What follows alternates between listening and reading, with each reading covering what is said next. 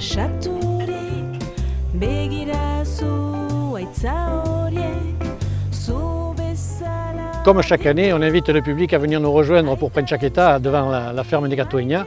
Prenchaqueta, qu'est-ce que c'est?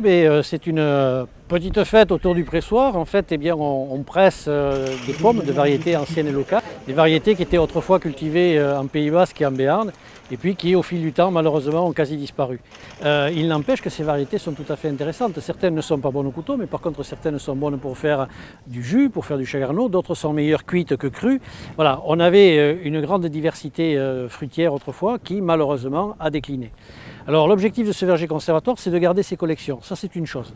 Mais le travail, il n'est qu'à moitié fait. Ce que l'on va chercher à faire, c'est en fait essayer d'inciter le public à replanter ces variétés anciennes et locales chez eux à la maison. Plutôt que de planter de la Golden, de la Boskop ou de la Granny Smith, ça on en trouve sur les supermarchés, il vaut mieux planter Anisha, Pescagara, Irishagara, Peacha, Ragaou, Calville, des variétés qui étaient cultivées autrefois et qui ont quasi disparu. Donc conservons-les, ces variétés. Alors aujourd'hui, on a essayé de faire une petite fête devant les Gatoigna, Prenchaqueta, tout simplement parce qu'on a pressé ces pommes pour en faire du jus qui va devenir du chagarneau.